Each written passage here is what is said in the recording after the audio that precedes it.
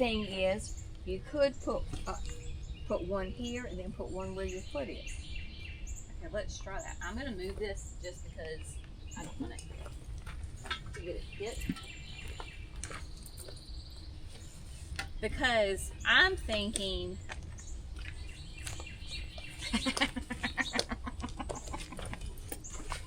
Wait a minute, we're going to roll it. Listen, just give me a minute.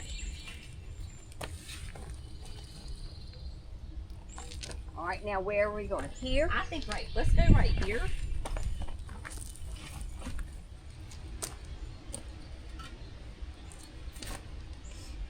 And then if we did that, then this guy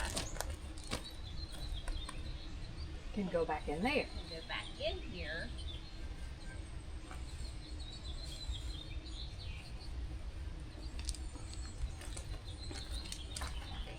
But Yeah, I don't like him here. he gets too far away. Yeah.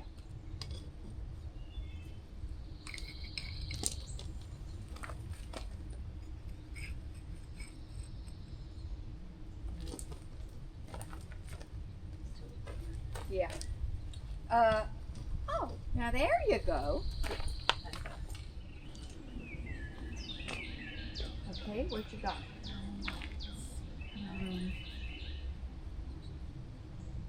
Hello, my friends, and welcome to Gardening with Creekside. The dynamic duo, we are at it again. I had Mimi come down because, y'all, we have the most fun together, and we are going to work on this collection of terracotta pots, and we're going to have them planted underneath the forest pansy bed. It's going to be a fun, different way to use containers in the garden. So this is going to be all about design, thinking outside the box, adding a whole different kind of layer and texture to the garden, and we're not going to put things in the landscape. That's right, they're all going to be in containers. So if you deal with rabbits, you deal with moles, you deal with voles, you deal with slugs, you deal with terrible soil, maybe it's underneath some trees with horrible roots, whatever the case may be, you don't have to have a garden specifically in the landscape. So I am going to share this fun, different kind of way of gardening with you in these gorgeous terracotta containers that Mimi and I had some fun playing with this morning. So just to give you a quick little reference, so we have this beautiful collection of terracotta pots. Let me show you. Last week, Mimi and I headed up the road to Asheville, North Carolina, because there is a garden shop. The Gardener's Cottage is right outside the entrance of Biltmore Estate. Been there for years. I have never been until last week. The owner is closing up shop, so everything was 25% off, and I even got some pots 50% off. Massive, beautiful score on my part. And because I have always wanted to have this area section in the garden using the terracotta pots, because it is such a classic English garden style kind of cottage garden. I just love it. It's very romantic, very old school looking. And so, of course, Mimi and I had the absolute most fun shopping up there in Asheville last week. And so now is coming time to go ahead and get them planted. So the pots that I got from the Gardener's Cottage are the ones that you see right here. So that's 2, 4, 6 of them. Now, the pedestals that Jackson was so kind to bring over for us, those pedestals are actually from Unique Stone. Several years ago, they kind of messed up and sent us the pedestals. We didn't order them, and once they were here, and so they just let us keep them. This is the sienna red, but they no longer make the sienna red, and so I was like, finally, I was like, you know what? We have got these 2 beautiful pedestals, yet let's use them to elevate these pots. So that is what we have done. And then I have these 4 little guys over here. These are the Wakefield pots. Wakefield Pottery, you can order online. He opens up his website every so often. They sell out really fast, so you're gonna wanna get on his mailing list so you know when he opens it up. And these guys are all planted with different types of ferns. These ferns are not going to be cold hardy for me, but because they're in these nice little smallish containers, I can bring them inside this winter so they will turn into houseplants. So I got the plants at the gardener's cottage. Like I said, a beautiful collection of ferns. They are already planted, they are good to go, so they're just already incorporated into this little collection. So what we're going to do is focus on these containers. So the whole idea about adding containers directly into the landscape, I've been doing it for years. I learned it from the queen herself, Mimi. She has tons of containers within her landscape. She does deal with voles and dry shade. So she puts a ton of her plants in containers and then adds those containers directly into the landscape. So like I said, we're channeling some of that inner Mimi. She was down here, as you just saw, and helped me kind of design where the pots are going to go so that it makes just a beautiful, cohesive, very like lived in, lovely garden. I'm just so excited I can't even talk. Okay, so I did tell Mimi, I said what I really want to do in these containers is predominantly to use annuals, because I know myself. I will say if I put shrubs or perennials in there, and then because these are terracotta, I am not taking chance on them overwintering with soil and plants in them over the winter outside. And so whatever goes in here will have to be emptied out and planted. Either if it's an annual, then the season's over and they're done with, that's fine. Or if it's a perennial or a shrub, then they'll have to go into the landscape.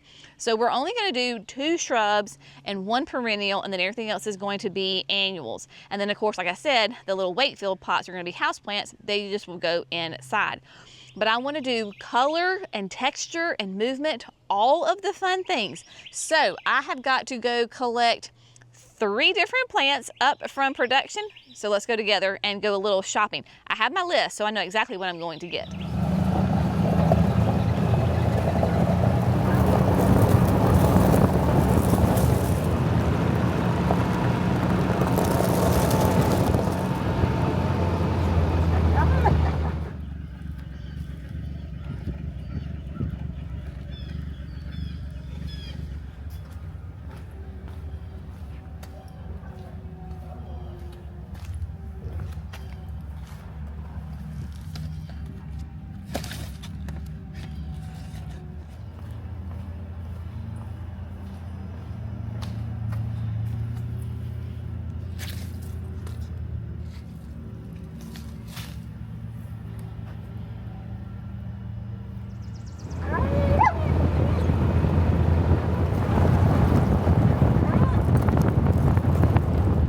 All right, my friends, so I have made my final plant selections, and here we go. All right, so while we're going to talk about the plant selection and the plants that are going to go in these containers, it is so important to talk about what are your sun conditions like. We can control the water because they're in containers, but you've got to know your sun, whether it's going in the landscape or a container. Really important. The great thing about a container is if you get the sun wrong, you can just pick it up and move it. So I like to tell people all about what my sun conditions are, but you've got to remember I'm in North Carolina, a zone 8A. So if you're in a cooler zone, you could probably do these exact same plants with more sun. If you're in a warmer zone, you could do these exact same plants, maybe needs a little bit more shade. So you've got to be a student of your own garden. The sun, when it's out, it's a cloudy day today, not mad about that. When it comes up right here. This will get morning sun. Even my little house plants right here will get about maybe 2 to 3 hours of early morning sun. And then as the sun goes around, this ends up in complete and total shade in the afternoon. My plants that are the furthest out to the left and back will get a little bit more sun. The ones tucked in closer to me are going to go into the shade faster. But this is definitely considered still in that shade garden because it gets 4, maybe 5 hours of early morning sun, and then it goes into the shade. All right, so there we go. I wanted to go for different colors and textures and have some fun. So what we're going to do up here on the 2 pedestals. In this first pedestal, this is a Fatsia from Proven Winners. This is the Fatsia. This is the High 5 green fingers. Now, y'all, I'm just going to be full disclosure, right? Because I keep it real with you. There was some crop issues with the Proven Winner Color Choice shrubs. So right now, they don't have the high five fingers, green fingers. I get it all mixed up. The high 5 green fingers out widely available. They sent me some of these so that I could put them in the garden to tell you about them and test them. So we've got a beautiful 1 gallon. Fatsias, of course, are going to be a beautiful, predominantly southern shrub that is an evergreen. It is called the High 5 green fingers because they have very, very dissected leaves on it, a very different, unique look for a Fatsia. And so we have got this baby. Now it is a shrub. At the end of the season, it's going to have to go into the landscape. But I put it in the biggest pot that is going to be the tallest. So we're going to have this beauty right here. My other shrub that I'm adding to the next pedestal, which is kind of that the bigger bowl that I have, is a hydrangea. So this is also new. This is available out there on the market. This is the Let's Dance Hot Stepper. Now we have had this hot stepper, as you just saw, on the full sun production pad. It's a little too much sun for the southern garden. And so she is starting to take on some like reddish hues to it. Now in the springtime it's fine, it can handle it, but now that it's getting a little bit warmer, the days are longer, we will have to move our Let's Dances into a protected area. But Let's Dance Hot Stepper is going to be 3 to 4 tall, 3-ish wide. Obviously she too will have to come out, but it is a great cross between a Macrophylla and a Serrata. A reblooming hydrangea. It's going to be pH dependent. Since I'm putting it in a container, more than likely it's going to come out pink. Beautiful blooms on it. Very excited to have this. So that'll be a nice little contrast. And then of course, obviously in the fall, I will get that fall foliage on it as well. For me in North Carolina, fall, early winter is the perfect time to add hydrangeas to my landscape, so I will do that. Next, down here on the bottom, we have got a perennial geranium. I love perennial geraniums. The classic, of course, is Roseanne, beautiful purple, but this is, and I'm going to absolutely butcher this name, it is Biokovo. So we had this at the garden center, and y'all, I saw it and I was like, oh my, I have got to have this perennial. It is beautiful, very soft, delicate little white blooms, has a slightest bit of a pink hue to it, and the foliage actually reminds you of a actual like a red geranium. What we think of those red geraniums in the summertime. And this is going to be hardy in zones 4 to 8. Full to part sun, 8 to 10 inches tall, 24 to 36 inches wide. So again, because this is going to be a perennial in this container, in the fall I will move it. Zone 8, I'm not worried about moving it in the fall. It will do great, but it gives me these beautiful blooms and it has a little bit of a fragrance to it. So I love that. Now, those are my perennials and my shrubs. Everything else is going to be annuals. Always in my shade garden, I love having Pegasus Begonia. Pegasus Begonia is going to be a foliage only plant. It is not going to flower. If it does, they're very insignificant. You're buying it for the foliage. We'll get nice and big, rounded habit to it. Has beautiful green, kind of the light green, dark green with those red undertones underneath the leaves. A beautiful plant, tough as nails once you get it established. Thrives in the heat, in the humidity. I have a couple of them planted in the landscape, so this will tie in very nicely. We're doing one, you only need one of these, in this like raised pedestal container. Then in my other little bowl, we are going to do Yet another shade-loving annual that I will always have in my garden. We're gonna do two. We're gonna plant them next to each other, make a nice big one, because you gotta have some blue in the garden. And right now, I don't have any blue flowers. I've got blue foliage, I don't have blue flowers. This is Endless Illumination Browallia. It is a low maintenance, drought tolerant once established, so this will be great in a container, in that like 8 to 10 inches tall, nice mounded habit to it. Of course, you don't have to deadhead it. Beautiful blue star-shaped flowers. Love this, so that'll be really fun right here in the bowl. And then last but certainly not least, brand new caladium this year. I was fortunate last year that I got to test this in my garden from Proven Winners. This is the Heart to Heart Creme Brulee. Y'all, oh my heavens. I had a creme brulee in a container in this same garden late in the season last year. Absolutely spectacular. Without a doubt, my favorite caladium from Proven Winners is the creme brulee.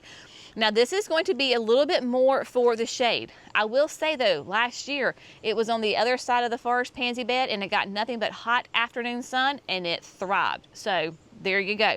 Creme Brulee, we're gonna do two of those. They're gonna go towards the back because I've got that black Astilbe back there. Oh, and the color contrast is gonna be absolutely stunning. So what we're gonna do is we're gonna get these potted up. When you're making your containers, I always like to put a little layer of compost under on the very bottom, and then we're gonna use high quality potting soil. Of course, we're going to use our biotone starter fertilizer, and then we're going to top dress with some more compost. Get everybody well watered in. I'll meet you back here and I'll show you how it all looks all put together.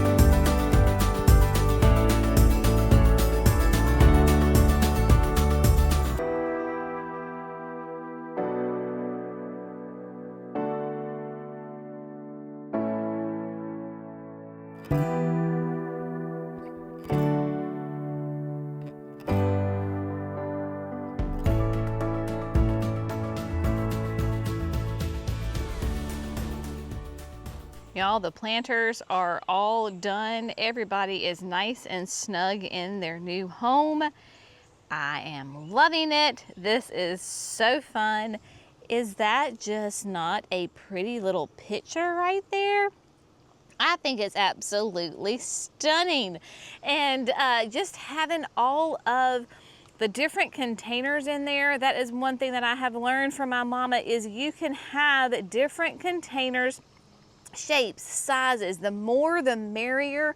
But really, if you can kind of have them within that same color family, it brings cohesiveness. So you can have all the different shapes, all the different even kind of textures to the pots, but when they're in that same color palette, then everything makes it look so cohesive, and I'm absolutely in love with this. The big container that has the Southern Comfort here on the very far left, that has been here for a couple of years. That is a unique stone piece, and so it is weatherproof, so it stays out year round.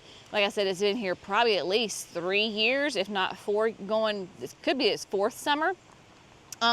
And so, but having it right there just really ties in everybody all together, and just looks great. And I love it also from the different angles. So when you're gonna come down, right, we're backing up, we're pretending we're gonna come from the garage and we're gonna go down the path to the patio, so you see it there, right? And then as you come around, the two on the pedestal really kind of shine. They are up there nice and tall and happy, but you can still see the other ones kind of peeking through. And then when you're coming around here to the back, look at that Creme Brulee just popping out against that near black Astilbe. Oh, love, love, love. And then you've got the Brunnera right there with that silver tones to it. You've got a hydrangea, you've got the hostas. I mean, you just got it all right there, and it just looks so pretty. And then we're gonna pretend that we're leaving, right? So we're walking away from the patio and we're walking up towards the garage, and then boom, there you go. Everybody, you can see them nice and happy right there as well. That is the thing about gardens. This bed is one of my oldest beds that I have. Yet I am continually adding to it, tweaking to it, giving it character, bringing in that kind of hardscape with the pots, right? Bringing height to the garden. So stinking fun. And I look at these pictures of like these English cottage gardens, and they have the terracotta out, and they have all different shapes and sizes, and it's filled with whimsical plants, right? And that is, I just love that. That tends to be where I want to go as far as my gardening style. But the beautiful thing is that we each get to curate and be the stewards of our own garden. So you may not like the cottage look at all. Maybe you're very like modern. Well, guess what? There's containers that absolutely will lean towards that design aspect. So whatever it is that your design mind wants to go for it. Add containers to your gardens, especially if you have got tricky areas underneath trees and you're competing against roots. You don't have irrigation, and you've got to make sure that it kind of stays more consistently wet when you water those containers, right? You've got critter problems. Y'all, I currently have teenage bunnies living in this bed. I've seen 2 of them. The dog is of no help. She's like 5 minutes too late, and then she just absolutely destroys the garden looking for the rabbit that's already gone. So I got baby bunnies in here. Well, guess what? They can't get the plants that are all the way up here on the top, and then the plants down on the bottom. Well, I would say that they're if I were smart, I'd make them rabbit-proof plants, but they're not. So fingers crossed that the rabbits will leave those alone. But my point is, if you have like critters that are in the ground, containers work because it'll help keep the critters away from there. But it's just fun, right? Gardening should be fun, always adding different design elements to the garden. So as always, hope you have found it fun, informative, inspirational. If you don't have containers within your landscape, I would highly encourage you to do it. It is so much fun, brings different color, texture, pops of funness to your space. It just elevates it in a whole different direction. Y'all have a great day. We'll see you in the next video. Bye, friends.